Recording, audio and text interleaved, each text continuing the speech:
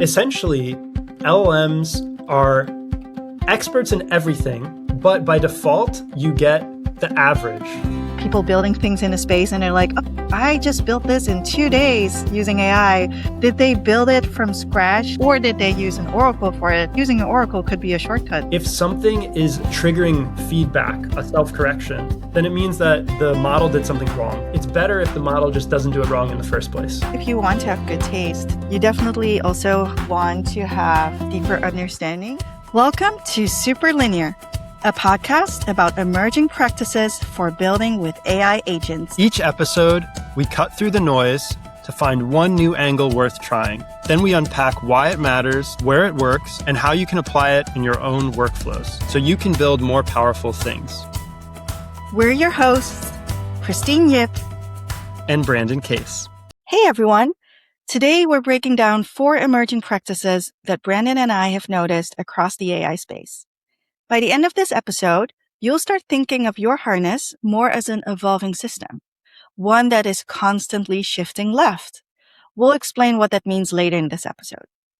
You'll also have a greater appreciation for using precise expert language. You'll think carefully before defaulting to MCP, and you will understand when you should reach for an oracle as a tool for building more effectively. We recorded these takeaways right after the most recent AI native DEF CON in London, and we hope they give you a few new ideas to try in your own workflows. So the first emerging practice that we're going to talk about today was mentioned by Ryan Lopopolo from OpenAI at the AI native DEF CON, where you were last week in London. And that was leverage shifting left for agents. Yeah. Is that right? Okay. Yep. Can you tell us a little bit more about this emerging practice related to shifting left for agents? Yeah. So I think this is interesting. This was one line that Ryan said sort of offhand during his presentation, which surprised me. And I had to ask a question about it at the end. So I want to take you all through the story of this point because I think it's interesting. What is the sentence that he mentioned? Well, let me share my screen because I tweeted it, so I can just show you. This wasn't his exact words, and maybe I misquoted him a little bit, but the sentence was something like, you don't need to shift left as much, which was a good practice in software engineering, because harness engineering, which is like this new thing that a few people have talked about, which we can define a little better. Did that caught your attention because it's very controversial? Was shifting left like super important in software engineering? Yeah, shifting left is generally seen as a good practice. And in particular, it's a practice that I thought that Ryan really took advantage of in the stuff that he talks about in his presentations and his blog posts. So that's in particular why this was very surprising to me. And also I didn't believe it until I dug in and sort of understood what he was saying. Interesting. Before we dive into it, could you explain maybe in a few sentences, what is shift left? So we're all on the same page. Yeah. So I'm going to pull up this nice image. Shifting left, let's see. Well, think about time on the x-axis. And what we're measuring is the time across the software or product development lifecycle. So, you start with understanding the user's needs, requirements gathering, architecture, design, coding, and then there's all sorts of testing, and then the product is released. The idea of shifting left is taking tests or errors that happen on the right-hand side and push them as left as possible. And in the context of modern software engineering practices that I guess I believe and I think Ryan exemplifies in some of the content that he's created, it's maybe focused on the testing side, and it's moving tests that are slower and that run less often to tests that can run really quickly and at very close to the point that you're writing the software. This intuitively is important with coding agents because coding agents are writing a lot more code and they're doing it fast. And so you'd expect, and it's generally good practice to get feedback to those coding agents as quickly as possible. Mm-hmm. Because then they don't go down the wrong route for too long and waste tokens. Exactly. Okay. But why does Ryan say that's not as important anymore? It still makes sense to me to do it. Yeah. So Ryan is talking about this in the context of harness engineering, which is a term that he wrote a long blog post about in February, and this went kind of viral, which kind of described how his team is creating software with coding agents. And I think this was again further described and elaborated by Brigitte Berkler, who also gave a keynote presentation at the conference last week on the same topic. And so I guess I want to just describe harness engineering a little bit to give some context to help understand why Ryan claims that shifting left is less important. Okay? Mm-hmm. Yeah. So harness engineering, well, it's about engineering the harness, and the harness refers to everything that's not the model in the context of a coding agent. So the model is the thing that we're doing inference on. Then part of the harness is the actual software that you're using to control the coding agent, and maybe it's plugins. So for example, Cloud Code or Codex or Pi or OpenCode. And it's also, which plugins you have installed, what your system prompt is, these kinds of things. And then it also encompasses what Brigitte calls the user harness, which are made up of, here's another chart, are made up of feed forward and feedback controls, which she calls guides and sensors. So the guides are things that you put in markdown files that feed into the context of the agent ahead of time, or maybe the code of your project. So it's anything that goes in the context before the coding agent starts writing code. So like agents.md, for example. Yes. Agents.md, or if your agents.md tells the coding agent to read other markdown files, those would also be included. And then sensors are the things that give feedback to the coding agent as it's working and trying to perform its task. So these could be tests that run automatically every time the code is edited by a hook or because the agent decides to run it. And these sensors, when a test fails, for example, the output of that test failure gets included in the agent's inference the next time the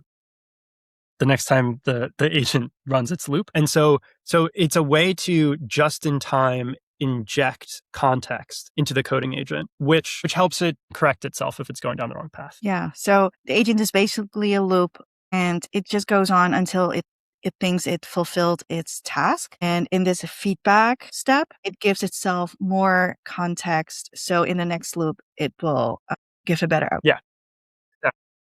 So this is the harness, and this is harness engineering is the idea of thinking carefully and engineering the ways in which feed forward guides and feedback sensors are supplied for whatever project you're building or whatever task you're doing. I think that's like a high level explanation. So I think we can go back to this point now.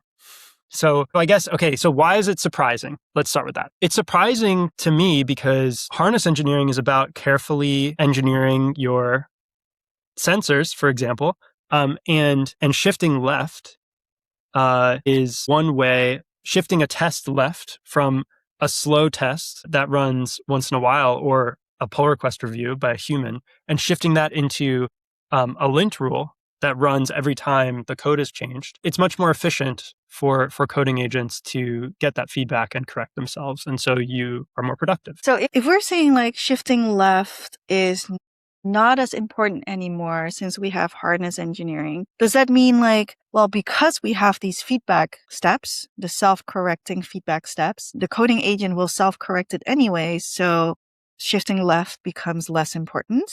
Well, shifting left is the practice of introducing more of these feedback sensors into your harness. So, or at least that's one interpretation, and I think that's the interpretation that Ryan was using when he was saying that he didn't like it as much. And yeah, and I think intuitively for me that was surprising because it seems valuable, right? But I guess his point when I asked for clarification is, well, if something is triggering feedback, a self-correction, then it means that the model did something wrong. It's better if the model just doesn't do it wrong in the first place. And And so rather than relying so much on lots and lots of sensors that get triggered all the time, it's better to put more information in the guides, more information in the markdown files that get fed into the coding agent before it starts its work, so that your sensors are triggered less often. Because whenever your sensor is triggered, you're spending a little bit of tokens, and then there's less tokens for focusing on whatever the task is at hand. Does that make sense? Yeah, that makes sense. So maybe sometimes when sensors pick up things, maybe some users are like, yes, it found something. Good that it caught it. But Ryan is like, no, if it caught something, then actually it's a failure because your guide wasn't good enough. It would have been better, of course, if you one-shotted it. But it almost, I don't know, maybe I'm just confused, but it almost sounds like if you want the guide to be good from the start, that's even more left in the whole process, right? So that, to me, it also sounds like shifting left. Yeah. I think you're right. If we go back to this picture, in this particular picture of shifting left, certainly, I guess you would say the agents.md is kind of like your requirements. So in that sense, it is further left. But I think, so in some sense, yeah, it's actually shifting further left. But in another sense, I think like metaphorically, putting information in your guides is like having a conversation with your coworker, or like telling them a rule, but it's telling them in a way that is fuzzy. It's like they have to remember that rule. And so it's important to still have sensors, because a human or an LLM can still make mistakes from that information. So it's sort of, but you are right though. It is kind of another form of shifting left. And I wish that I could ask Ryan if what he thinks about this, or if we're just misunderstanding what he was saying. Yeah. But I think like the whole, even if this is, whether it is precisely shifting left or not, I think it's just really interesting to, as a point around, you want to make sure that your system is learning. So whenever the coding agent makes a mistake, even if the mistake is self-corrected, you should try and sort of teach the model, teach your harness by putting that information in a guide. I think that's the main insight here. So this is what the emerging practice is, I suppose. Awesome. Cool. Yeah, thanks for sharing this. Also very curious to listen to Ryan's talk. And if we interpreted what Ryan said wrongly, feel free to let us know. At least it did set us thinking and gave us a lot of insights. And so yeah, I believe the talks from AI Native will be online eventually, right? Do you know, Brendan? Yes, some of the talks on the main stage are going to be online, and this one was. Both Ryan's and Brigitta's were on the main stage. Both of those will be online. We can also share the links as we upload this recording. We'll share it in the description. All right. Thanks, Brendan. Then anything else you want to share before we go to emerging practice number 2? No, let's move on. All right. Moving on. Emerging practice number 2, compress intent with expert language. What does this mean? And how did this come up for you? Yeah. So this came from a tweet. So I'll pull up that tweet. So there was a tweet, I guess it was a retweet, a quote retweet. So the original tweet was from Emil Kowalski from Linear. And Emil, well, I'll just click on that. Emil said, to get good animations from an AI, you need to get good at telling it what you want. Stagger this list of items, make this animation direction aware, spatial consistency, crossfade, layout animation. I made a motion vocabulary for this. And then there's a link to a page. So that was Emil's post. And then Guillermo Rausch from Vercel retweeted and said, this is what education in the age of AI looks like. Start with the language. The linguistic surface is your roadmap. Much like an SDK has a set of function definitions, human language is the new API to the world. It also always has been. There's never been an expert in any field without mastery over its language. The distinction is that English alone could not produce tangible things. You had to translate it into machine instruction through learning or delegation to others. You can now go direct. What a beautiful tweet.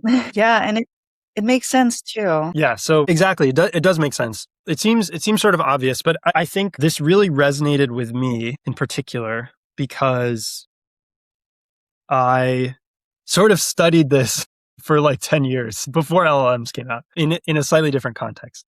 So whenever I read something about learning how to communicate about a topic with precise language by learning carefully the language of experts in that field, it really gets my attention. Mm-hmm. Yeah, because I guess Also, the really good thing here is if you can convey your intent in a very succinct way to an LLM, then the output from the LLM will also be better while you use less tokens, right? So that's, I guess, what ML is saying here. Like, if you're going to build animations with AI, make sure you know the terminology related to animations. And I guess this is for every other domain of any use case that people are building. For example, if you would be working on front end or building a website, you could either say, I want a pop-up window or a panel that appears on top of the current page. It should temporarily take focus. The rest of the page should be darkened or blurred, and visitors should not interact with the page behind it,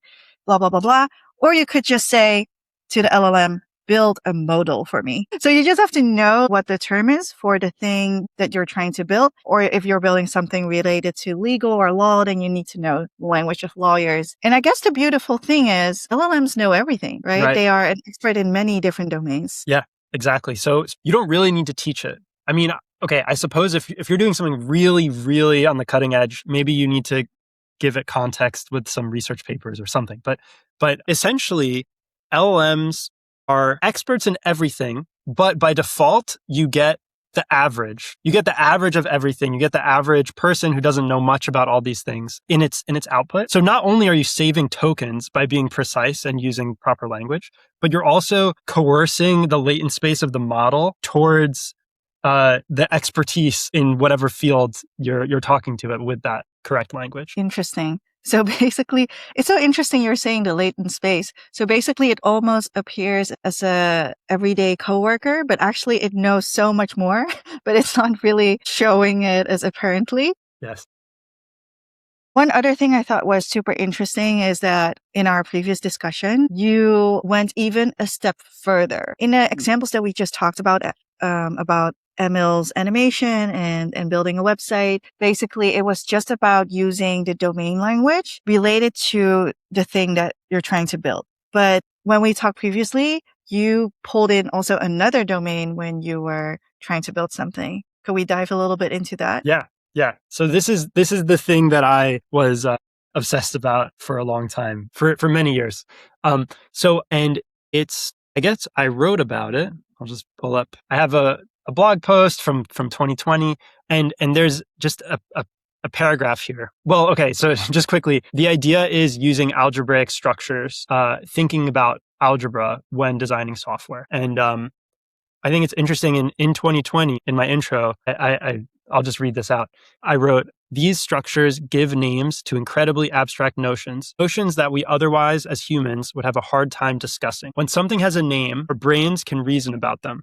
Shared vocabulary means more productivity for teams. Moreover, using these proper names introduces about 100 years of mathematics and computer science content for further study. That's such a great way to phrase it. Basically, with LLMs, because they're so smart, there's more opportunity to find shared vocabulary that you and LLM have. And because LLMs have they're an expert in everything, the shared vocabulary is huge, could be huge. So we could exploit it more. Interesting. Yeah. So in like something that I explored is, hey, if we use algebra when building software, we can solve hard problems, build good libraries, communicate with our teams effectively, and all these things. And this is like doubly or triply true with LLMs. So just to I think it's interesting. One example that I used like a long time ago is also animations. So I thought it'd be interesting for me to just show that quickly. So the shared vocabulary that you're using here is not only about animation, but also related to algebra. So you're combining terms from both domains in this example. Yes. Although I will say I'm definitely not an expert in the animation domain, and I did not study that too well in particular, but certainly from an algebra sense, this example I think does a good job. So I'm very curious how we could use algebra for building something else that initially when I hear it, it doesn't ring a bell for me that it's related to algebra. So very curious about this example. Yeah. So just really quickly, I don't want to spend too much time on it. I guess anytime you can think about a problem in terms of a small list of primitives that can be combined together in a few ways, but you can just keep recombining them. to build something really complex, you can take advantage of algebra. I guess the metaphor first is like Legos, there's a few different Lego blocks, but even with just a few blocks, if you build them in different ways, you can build cities and towns and castles and all these things. So in this case, let's do the same thing with animations. So let's say an animation is our core object, and we can just say an animation is something that happens over time. But it can be anything that happens over time. And then you can combine animations together. So this is an exploration of choreographed animations. So it's animations that you configure ahead of time in kind of like a movie. And so, for example, if you have an animation for growing a circle and you have a different animation for fading out a circle, well, you can run them at the same time, for example, and we can call that addition. And if you run those two animations at the same time, you get what's on the video here, if you're watching the video, which is a circle that grows and fades out at the same time. Okay, makes sense. And you could also run animations one after another. Rather than at the same time, you could have one complete and then start the other one and then complete that. And that's sequencing one animation after another. We could call that multiplication. And it turns out if you choose multiplication for sequencing and addition for parallel, a lot of the algebraic laws that are true on integers, like addition commutes, 1 plus 2 is the same as 2 plus 1, that multiplication distributes over addition, which is like something you might have learned in school. These things are true for animations as well. And what that does at the end of the day is in just a few operations, you can build really complex things and give a lot of power to users of software libraries. And this was true for humans, but it's true for LLMs as well. If you can describe a software surface area in less tokens, then you have more context to spend on, doing whatever you need to do. So I think it's interesting as an example of something that you can apply to, like you were saying, something else. So it's animations and I'm writing software with algebra. You could, for example, write software using logic and apply that to law. So you can mix and match and pull in language from different fields and use them at the same time, and you get to tap into the expertise of the LLM, wearing different sort of expert hats at the same time, which is cool. It sounds like what you're doing in this example is like, what you're asking is basically, what are the algebraic properties that also work in animation? And here you've shown like, okay, addition is commutative. So no matter what sequence, you get the same result. So basically what here on screen, I see grow circle plus fade out. And then the LLM knows like, okay, these are the algebraic properties that also should be applied here for the animation. That's actually such a smart way to communicate with an LLM. And yeah. Experimentally, I haven't done much with animations personally with LLMs in my projects, but I have explored using the language of algebra to communicate with the LLMs to design libraries that are easy to use. And ultimately, in my experience, it does pull the LLMs to build nice libraries that I think are nice to use. So that's just my opinion. That's so cool. So basically what we're describing here is we're even going beyond what Guillermo has said here. So it's not only like, okay, try to communicate super succinctly, but in a powerful way, what your intent is by using the domain language of the thing that you're trying to build in a specific domain. But you could even go beyond and also use terms from another domain. This is so interesting. Do any examples come to mind where you've seen other buildings doing this too, where they go beyond one domain and combine it with terminology or libraries that are related to other domains? Yeah. Well, it turns out using this like algebraic approach, it works really well when you're doing things that are very abstract. It's called abstract algebra, so it makes sense that when you're doing abstract things with software, it's useful. So like handling errors, just like the notion of handling errors, all the different ways you might want to handle errors. Dealing with things running at the same time concurrently. That's another like abstract thing that works well with this kind of algebraic approach. Dependency management. So if you depend on certain resources and they need to load in certain orders and all of that.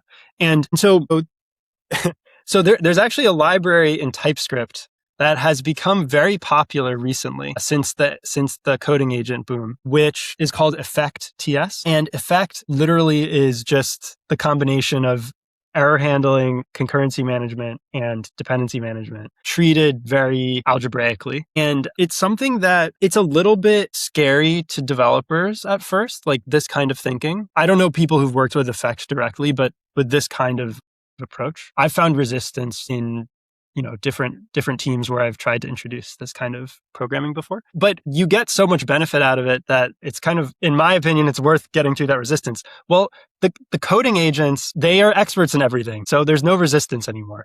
And turns out, doing things algebraically is a good idea. And so Effect TS suddenly is this super powerful library that people are finding empirically that when you tell your coding agent to use effect when it's building your TypeScript software, the coding agent just does a better job. There's less bugs. It can do more complex things more easily. This is the power of algebra, I guess, applied to, in this case, like this abstract idea of error handling, dependency management, and concurrency. Awesome. Very cool. So it's this powerful TypeScript library that handles errors and dependencies and all those stuff in an algebraic way. This really sets people thinking, like, what can they do? What else can we introduce to explore that latent space from the LLM? Yeah, cool. Thanks for sharing. Should we go dive into the next one? All right. Emerging practice number 3, match the tool interface to the task. I think when we talked about this in our previous conversation, you said be thoughtful with your agent tools. And we mentioned different tools in our conversation. There was this like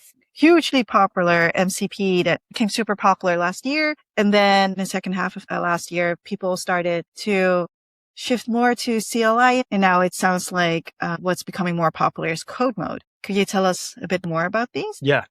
Well, I don't think code mode is becoming popular yet, but I think it should become popular because it's a good idea. Let's put it that way. Before we start, maybe just to refresh everyone's memory about it, why was everyone so excited about MCP, and why was CLI perceived as better by some afterwards compared to MCP? And then why do you think code mode should be more popular now? Okay.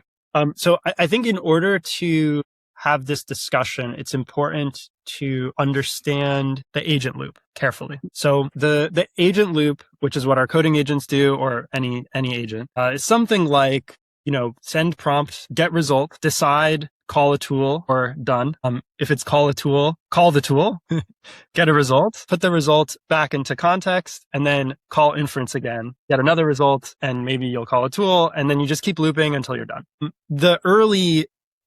the early days, you had to hard code your tools. So in the system prompt for the agent, you'd say, okay, you have the ability to get the weather or use a calculator. And then you specified how the agent in its response can say, hey, I want to call the weather, and get the result. Oh yeah, I still remember those days. Yeah.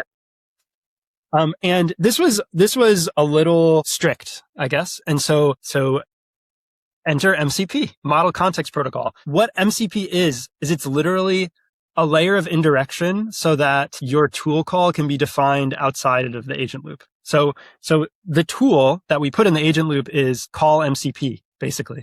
And one of them is, get information from MCP server to tell me what the tool does. And the other one is call MCP tool with the information I got from the server.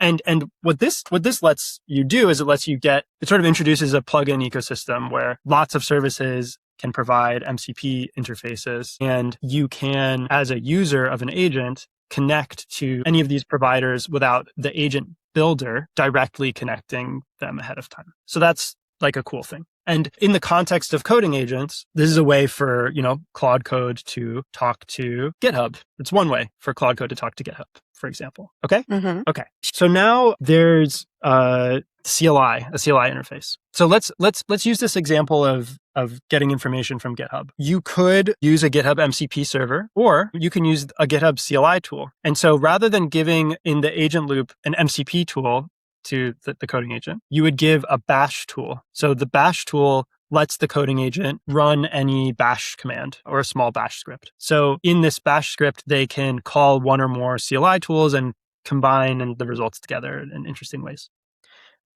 So for example, if we wanted to get the issues associated with a certain GitHub repository, I could make an MCP call to GitHub to get the issues, I get the result back, and then I give it to the user. Or with the CLI tool, I can make a bash call. The bash script can use the GitHub tool to get the information about the issues, and then I give it back to the user. Okay, it's about the same. Now, the interesting thing comes when you want to do something more complex. I'm going to use another simple example, which is count the number of issues on a GitHub project. And let's just say there's no MCP call for that directly, or there's no CLI call for that directly either. You only have the ability to get all the issues. If you think about what the agent loop is doing, the loop goes and the agent decides, I want to call GitHub to get the issues, gets back the issues, those issues enter context, and then inference runs again on whatever the context was before, plus the results of those issues. And then maybe the agent needs to use another tool to count, or maybe it counts by looking at the context, and it gives you the answer. Now, with the CLI tool approach, the agent decides, okay, I need to use the GitHub tool. But rather than just getting the results of the issues back into context, the agent decides, okay, get the issues with the GH tool and pass the results of those issues to another CLI tool called WC, for example, which can count the number of issues. And then what it gets back is just the number. And so the context that's used is much smaller. There's only one tool call, and then you get the result. So using the CLI, using Bash lets the agent put more information or more logic, can do more, and compose together different tools in one logical agent tool call, which is just more efficient. So because it was just one agent tool call, when you do it with the CLI, and in your example, it did getting the issues and counting the issues right after one another. So basically, the LLM doesn't feed all the intermediate results back into the loop and redo the loop basically before it does the counting. It just gets past the intermediate results from the previous step. Basically, your context window stays cleaner. Yes. Well, interesting. That makes sense. And this is why the world has shifted a lot of momentum towards CLI interfaces rather than MCP, because it's just more efficient. Now, the interesting thing is you can take another step, and this is code mode. So this is something that people have been discussing, I think, since this year. So it's been a few months. I'm going to motivate this with another example. So I'm going to use real example. So Anthropic just this week released let me share my screen. Let's see. Here it is. Anthropic released dynamic workflows this week or last week. Anyway, one of these weeks recently. What is a dynamic workflow? It's code. Okay. So let's use this as our example to explain what code mode is and why it's valuable when you can use it. Is this their form of code mode, or is this something different? So dynamic workflow. Code mode is you can think of code mode as the interface to a set of tools, or like a tool that you'd plug into your agent. So in this case, dynamic workflows is a code mode style way of allowing Claude Code to interact with subagents, to orchestrate subagents, basically. Cool. So maybe the analogy is like dynamic workflows and allows Claude Code to interact with subagents using code. And in code mode, it allows the agent to interact with tools using code. That's the analogy. Is that right?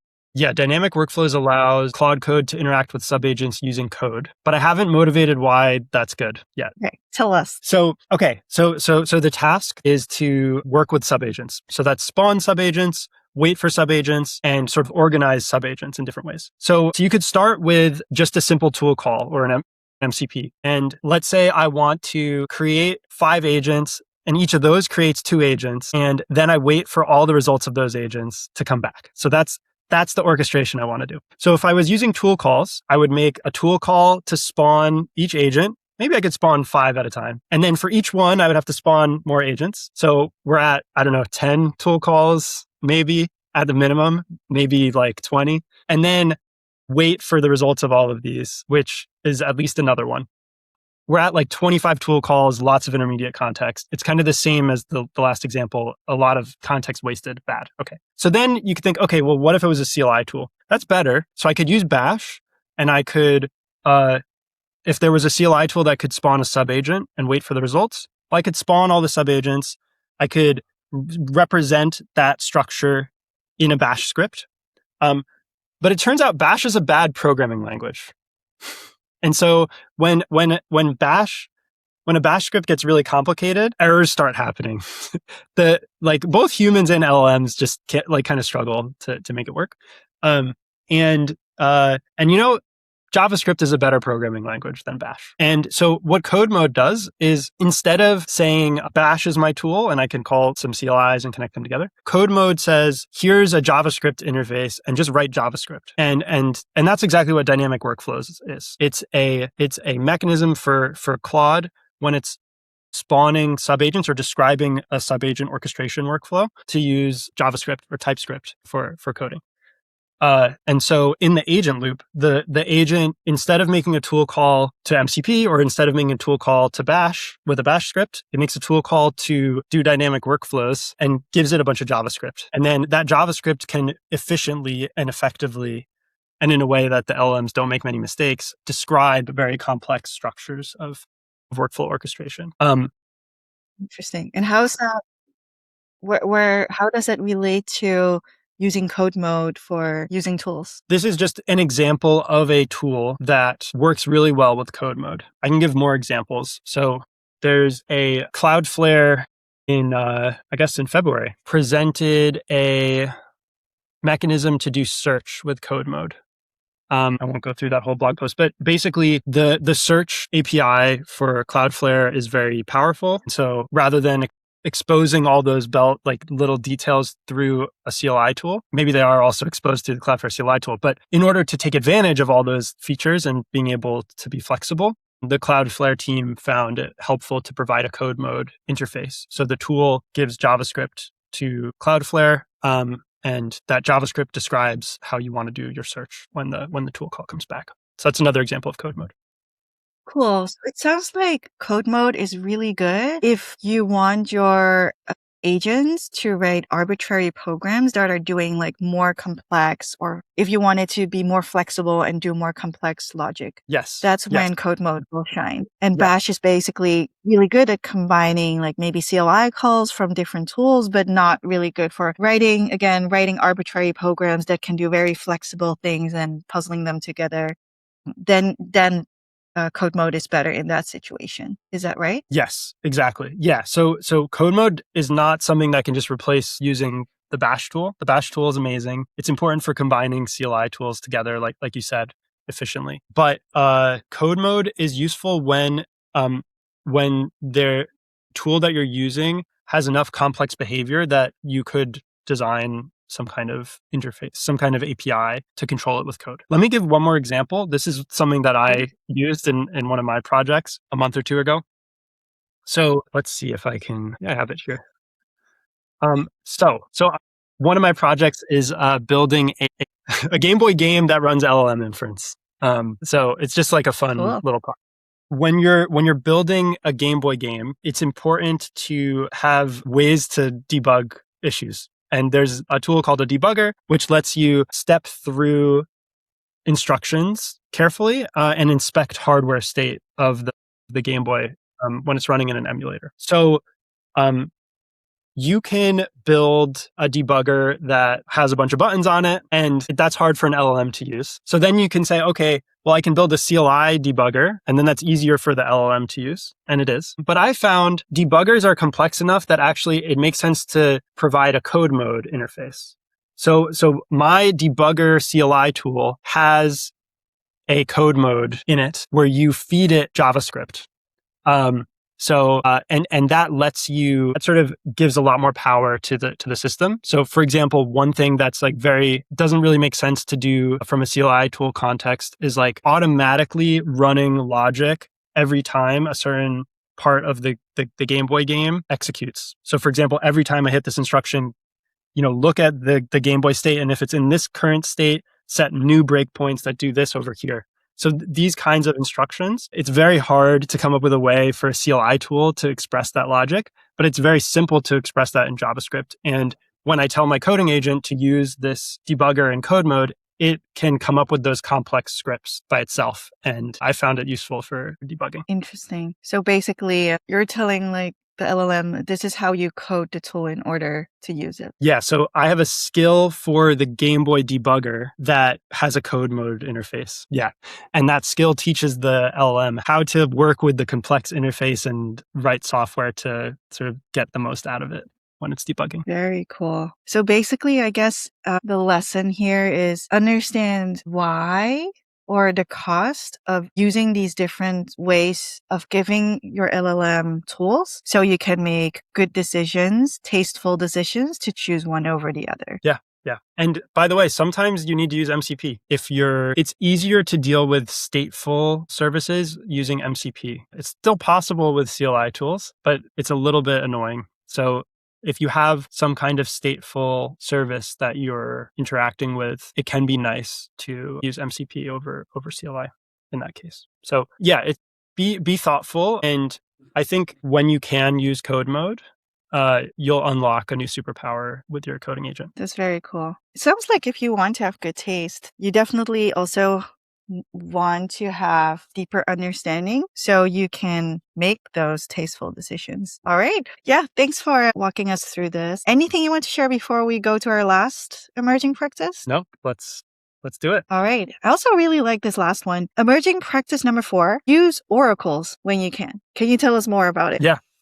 So this idea was one of the points that a speaker at AI Native DevCon made. It was Justin Cormack. He's the ex-CTO of Docker. And Justin is rebuilding his own version of AWS S3 from scratch as a fun project. And I guess, so oracles. So what is an oracle? Let's start with that. So an oracle is some system that you just say is correct. So in Justin's example, since he's rebuilding AWS S3, Did he build it using Oracle? Just quick question. So yes, you can all follow along. well, so he's building a clone of AWS S3. There's the real Amazon S3 is an oracle, or it can be an oracle for his version. So is he making a case that using Oracle is so good and it's a lesson from his own experience? Yes, it's one of the lessons from his presentation was using an oracle during exploration of behavior and testing was very useful. So he found that the documentation for AWS S3 is actually not accurate when compared to the behavior. And so it was better for him to have his agent just explore what the real S3 does and learn that behavior so that he is able to implement something that works in the same way. Right. And that's why you meant he used AWS as the Oracle. Yeah. So there's a lot of ways to use oracles in your development. And as Justin's saying, it's really useful. So I did a project and took advantage of this. I guess just really quickly, I worked on another Game Boy emulator project where I was building a GPU emulator for Game Boy. And I used a known good CPU Game Boy emulator as an oracle. And once I had infrastructure set up so that in my harness, so that the agent could just automatically check against the real working emulator and mine, the agent was able to run autonomously for a few days and just get everything working perfectly, basically. So it sounds like it's good to use an oracle when you want to convey the intent of the thing that you want to build. Is that right? So basically, It's a shortcut for conveying it more specifically. So it's very useful in testing, but as you're saying, it's also useful as a communication mechanism. It's kind of like, the saying, like a picture is worth 1,000 words. A working version of the thing is worth more words than you trying to describe how it works. Just showing it to the agent. Something that Justin mentioned in his presentation, he just said a sentence on it. Again, something that was just one sentence that really stuck with me, which was, he said, it's probably worth implementing a basic version of the service or application that you're trying to build first and get the behavior just perfect, but take shortcuts. It doesn't actually work fully. It's not ready to be shipped to people, but it works enough so that the behavior is exactly precise. And then use that as an oracle to then go and implement the real thing that might be a lot more complicated. And I think that is a really cool idea. So as an example, let's say I build a I built a journaling app. And it only works locally on my machine. But if I want to scale it up and I want it to be able to serve thousands of users, it's okay if my own version on my machine works only well with me as the only user, because then we can use it as an oracle and AI will know how it should behave even when there are thousands of people using it. Exactly. Shortcut to building the version that supports thousands of users, to build the version that works with one user first and get that behavior exactly how you want it. And then you get a shortcut because you can say, okay, this is the oracle, make oracle tests, make it behave exactly like this, and then go implement this thing that's much more complicated that supports all these users. Right. Because even if you write a spec, sometimes there are still like gray areas or maybe there are blind spots. But if you give your AI access to an oracle whenever it has any doubts or doesn't know what decisions it should make, basically it will just query the oracle. Yes. That's very smart. Actually, it makes me also wonder whenever I see things, people building things in a space and they're like, oh, I just built this in 2 days using AI. I built this browser, in a day with an agent swarm. Did they build it from scratch? Like in a traditional way, like how you would like start with a spec and just build it from the ground up? Or did they use an oracle for it? Because it sounds like using an oracle could be a shortcut. It's a shortcut, and it lets you do things that are otherwise impossible with this version of agents. Certainly impossible to do autonomously without human input. So all the examples that we've seen that are really impressive, building a browser, building an operating system, building a C compiler, these are things that have oracles that can be used to ensure that the thing is correct as it's being built. Yeah, and I don't think that's bad. I think it's good. I mean, it's something to learn from. I think like in the context of thinking about taste, the best way to express little nuances in your taste is by having a prototype of the thing that behaves exactly how you want it to behave, and then telling the agent it needs to be exactly like this. Yeah. No, this makes me really excited to try it out. Not only this emerging practice, but also the others that you just mentioned. This is so good.